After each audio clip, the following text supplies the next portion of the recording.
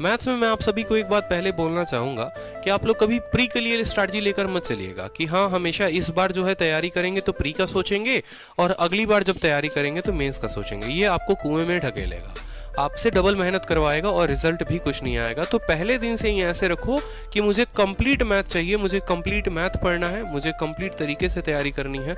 मेरे लिए प्री कुछ नहीं, मेरे लिए मेंस कुछ नहीं, मेरे लिए कंप्लीट मैथ है। ठीक है, कंसेप्ट बनाने हैं मुझे। ऐसा नहीं है कि प्री में मेरे कंसेप्ट कुछ और होंगे और मेंस में मेरे कंसेप्ट कुछ और होंगे।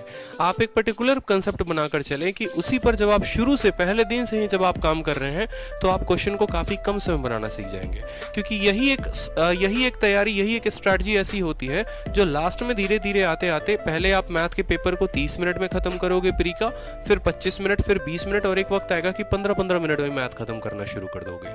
वो तब होता है जब पहले दिन से ही आपका माइंड मेकअप होता है कि मेरी स्ट्रैटेजी फिक्स है, मुझे इस तरीके से पढ़ना है। तो मैथ्स में आप दो चीजें करोगे, एक अरिथमेटिक और एक एडवांस। दो पोर्शन होते हैं मैथ्स का सिलेबस में, अरिथमेटिक और एक एडवांस। ठीक है, अरिथमेटिक का पोर्शन क्या होता है, देखो बड़े अच्छे तरीके से मैंने फिर से ब्लॉक बनाकर आपको बताया है। ठीक है, कि अरिथमेटिक में पहला चैप्टर परसेंटेज, प्रतिशत, लाभ हानि, ठीक है, कंपाउंड इंटरेस्ट, टाइम वर्क, इस तरीके से पूरा मैंने मैथ का सिलेबस आपको दे दिया है।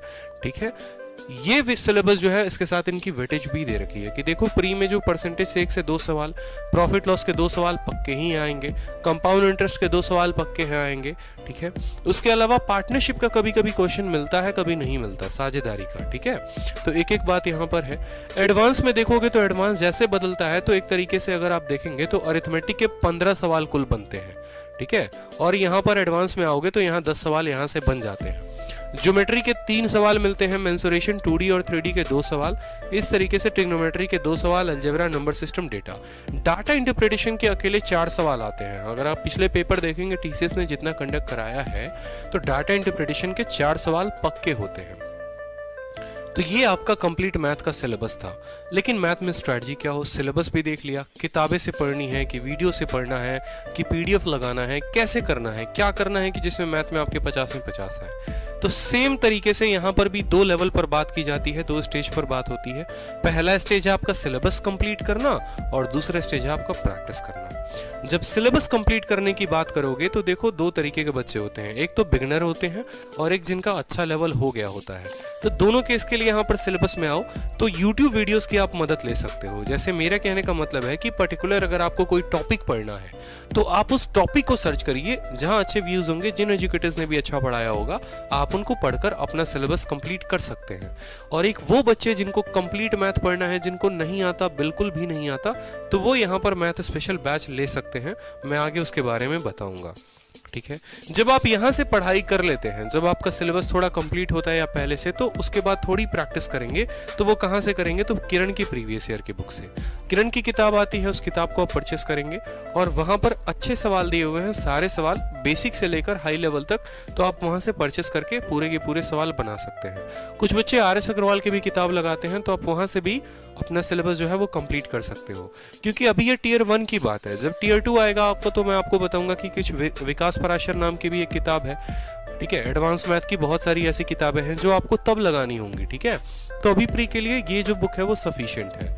उसके बाद जो सबसे इंपॉर्टेंट है, जिस तरीके से आपका कोई जान होता है ना, तो मैथ्स का भी एक जान है। ठीक है, अगर ये चीज छोड़कर जा रहे हो तो मैं कभी भी ऐसा, तो मुझे 100% मैं श्योर हूं कि आपके 50 में 50 कभी नहीं आएंगे। इसको छोड़कर मत जाना, प्रैक्टिस। ठीक है, जितने प्रीवियस ईयर पेपर हुए हैं 2018 के बाद से, CGL, CPO, CHSL, MTS, जितने पेपर हुए हैं सारे के सारे पेपर लगाओ। सेक्शनल मॉक दो, ऑनलाइन देना है ऑनलाइन दो, ऑफलाइन देना है ऑफलाइन दो। ये पोर्शन कंप्लीट होने के बाद इस पे जरूर आना। 90% जो क्राउड होती है वो इसी पर टिकी हुई होती है। ठीक है, वो कभी अपने सिलेबस के जोन से बाहर ही नहीं आते। उनका सिलेबस ना पहले कभी खत्म हुआ था और ना 2 साल बाद भी खत्म होगा। रीजन क्या है, क्योंकि आप स्ट्रिक्ट होते हैं। जब तक आप माइंड से ये नहीं सोचेंगे कि एक इंस्पेक्टर बनना है, एक इनकम टैक्स इंस्पेक्टर बनना है, प्रिवेंटिव ऑफिसर बनना है, तो भाई इतने से तो काम नहीं चलेगा, बहुत कुछ करना पड़ेगा। ठीक है, उसके लिए आपको थोड़ा सा मूव होकर यहाँ पर आना पड़ेगा। ठीक है, ये आप तब लगाएंगे जब आपके कंसेप्ट अच्छे हो जाएंगे, क्योंकि फिर अगर आप इनको अपने आड़े टेढ़े कंसेप्ट से लगा रहे हैं तो आपके नंबर कम आएंगे ही आएंगे। इस बात को ध्यान रखें।